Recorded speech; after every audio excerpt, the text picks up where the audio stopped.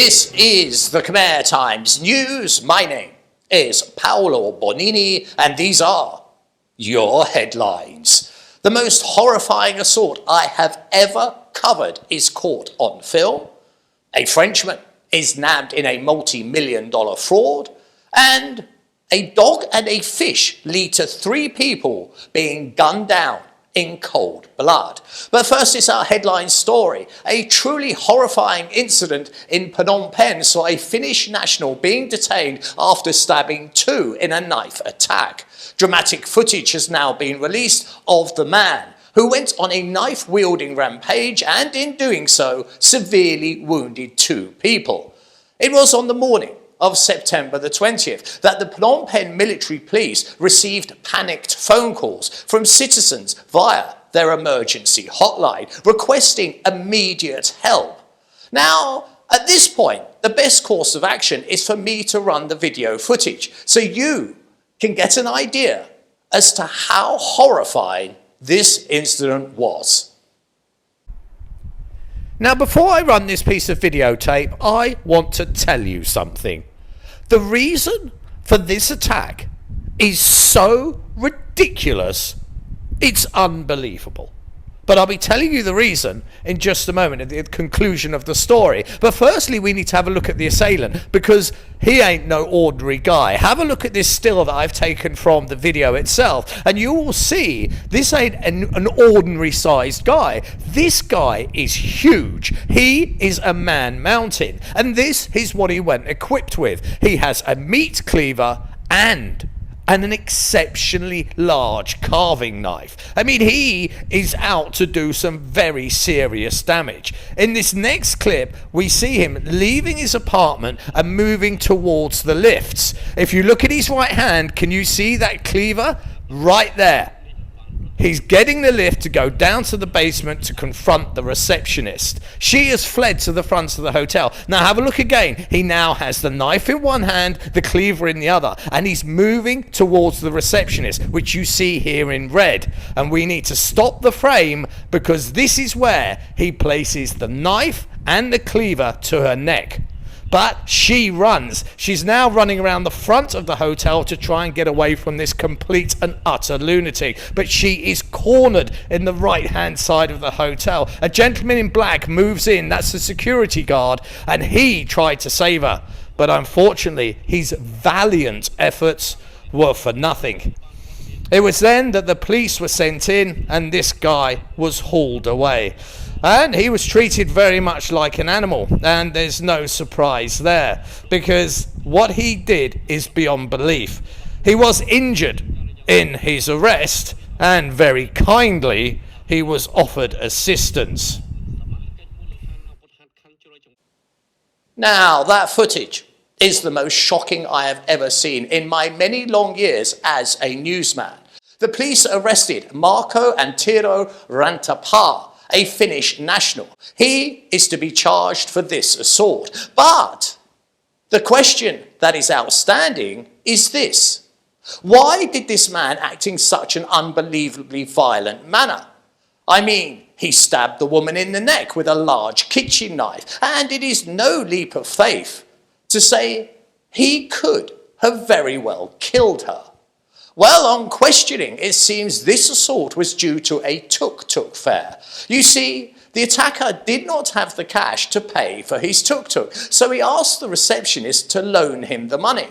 She could not give him the loan. So the man went and got the knife and the cleaver, and he stabbed her in the neck.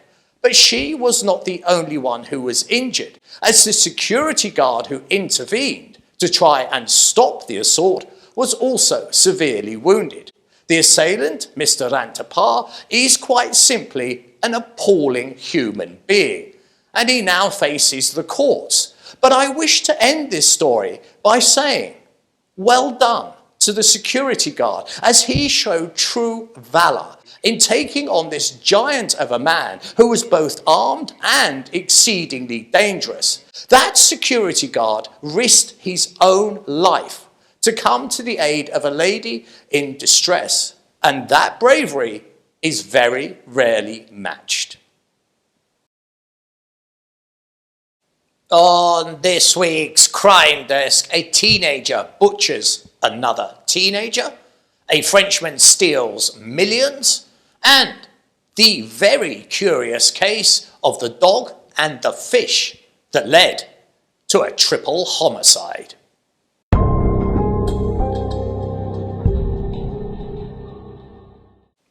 And I have another story that makes very little sense, and astonishingly, it ends in murder. A young girl arrested after teenager's murder. A 17-year-old female has been arrested after stabbing to death a 16-year-old girl at 1:15 a.m.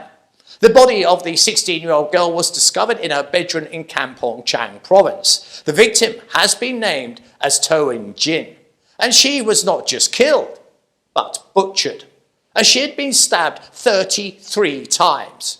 She had been stabbed over and over again in her body, her neck, her face, and her arms. It did not take long, though, for the police to make an arrest, and the suspect they hauled in was Toon Srey Kar, a 17-year-old female from Soung village. In police custody, the young girl soon confessed that she had killed the young girl. She even confessed this was not a crime of blind rage, but was premeditated, as she had gone to the local market earlier and bought the murder weapon, a kitchen knife, for just 12,000 real, and she had stored the weapon and then waited for the dead of night to confront her victim. She entered the 16-year-old girl's home, and very quickly an argument broke out, and the assailant pulled the knife and set about the victim, plunging the kitchen knife into her again and again and again, until she lay in a pool of blood, dead. The reason given for the murder was that the dead girl's relative had had sexual intercourse with someone that was known to the attacker, which made her angry. It seems this was a classic case of misplaced jealousy, and it led to murder. The suspect has now been handed over to the Criminal Police Department by the Kampong Chang Police for further legal action. And it's safe to say her jealousy has led to her ruining the rest of her life. There is an expression, go big or go home. Well, this seems to be exactly what a Frenchman did, as the headline tells. French businessman arrested over $3.3 million land fraud in Kampot. Paulus Johannes was arrested when he arrived at Phnom Penh International Airport this week in connection with a multi-million-dollar land sale fraud. Police detained the 75-year-old French national on Sunday for allegedly defrauding a Cambodian citizen out of over $3 million in a land sale in Kampot province. Paula Johannes was taken into custody and detained for questioning after a very dubious land sale came to light. The victim is a Mr. K. Ming, and according to Mr. K. Ming, on the 26th of June 2024, Josephus sold him 221 hectares of land in Kampot at a price of $7.7 million. But after he deposited $3 million into the Frenchman's bank account, the Frenchman did not transfer the land title, but instead fled the country on September the 17th of 2024. The next day, Mr. Keeming filed a complaint with the Chief of Criminal Police, looking to recover his lost millions. But it was not until this week that the Frenchman returned to the kingdom, potentially under the deluded belief he could slip back into the country. Or was he in fact arrested in another country and deported back? That fact is not known. But that makes little difference, as he now faces prison of up to 10 years if he's convicted. And you thought the first story was ridiculous. This one is even worse. A most bizarre murder case occurred this week in Kampot province. It involves a dog and a fish that led to a military officer and wife being arrested for murder.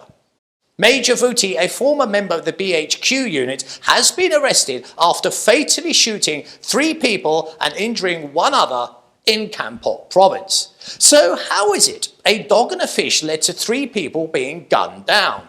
Well, it was at 8:30 p.m. last Saturday that a fight broke out between the military officer, his wife, and the family next door. On that fateful day, the neighbouring family held a party, and of course drinks and food were to be served, including grilled fish. The grilled fish was left on the barbecue unattended. The smell from the grilling piqued the interest of the military officer's dog, and seeing the opportunity, the dog entered the neighbour's house and ate it. And this was the trigger for a bloodbath. It set into sequence a most bizarre set of events. One of the family members had seen the dog snatch the fish and chased it, and as he chased the dog, he threw flip-flops at it. But his aim was not very good, and instead of hitting the dog, he hit the Major's wife instead. The Major's wife raised up in anger and called her husband. And when he arrived, he walked over to the family next door and calmly he fired 15 gunshots, riddling members of the neighbouring family with bullets. When the gunfire stopped, 3 lay dead and a 4th was seriously injured. The deputy commander of the Kampot Provincial Military Police said Major Vuti has been charged with 3 accounts of murder, attempted murder, and unauthorised possession of a weapon. And he now faces a prison term of 30 long years, all because of a fish that cost a matter of cents. Let us conclude this week with some good news. It's only a brief story, but it is so hard to find an awful lot that is positive with trade, what with the border dispute still raging on. In fact, at the time of recording this show, the borders seem to be more firmly shut than ever before. But there is some good news to be gleaned, and that is Cambodian exports of garments, shoes, travel goods up 19% in January-August. Now, this is very encouraging. A rise of nearly 20% is no small thing and will bring many millions of dollars into the economy, as Cambodia's exported garments, textiles and travel goods totalling $11 billion in the first 8 months of 2025, up 18% from $9.21 billion over the same period of last year. The big 2 of note were garments that are up to $7.7 billion, an increase of 19%, and textiles worth $449 million, up almost 35%. And these numbers are important, as the garment, textile, footwear and travel goods sector is the largest foreign exchange earner for Cambodia, employing 900,000 workers in 1,500 factories. And with this rise, I'm sure it is very much hoped that the slack left by the agricultural workers not being able to enter Thailand for work will soon be taken up. And those without work at current will find a much brighter future in the ever-expanding garment industry. It's time to have a look ahead and see what the weather has in store for us next week.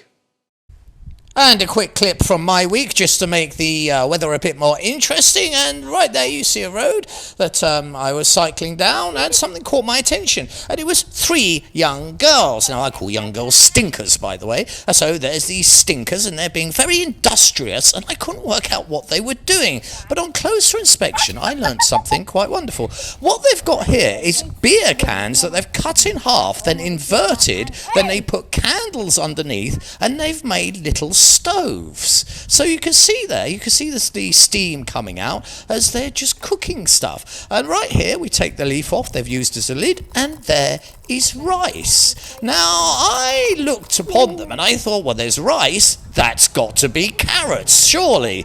Well, I was wrong. Those aren't carrots. This is pizza. pizza. Yes.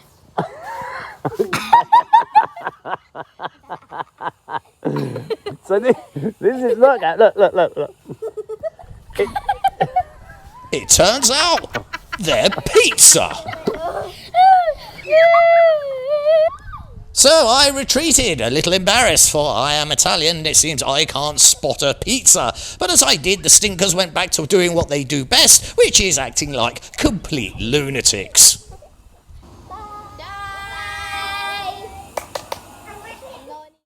And we slide with no effort at all directly into the weather. And this chart you could use for the next, 4 weeks. Because it's thunder, it's lightning, it's rain, and it's heavy rain. Your high temperature is 26 degrees. Humidity, it says, is up to 95%. And the wind is 6 kilometers an hour. But that thing will gust. And that's when you know the storms are coming. Just look at the trees in the distance. And when those leaves start fluttering and moving, the storm's on its way. This has been the Khmer Times News. Please do subscribe and comment and stay up to date with all the breaking news by following us on both Facebook and Telegram. This has been Paolo Bonini, and that was the week that was. I'll see you next weekend for your weekly Roundup.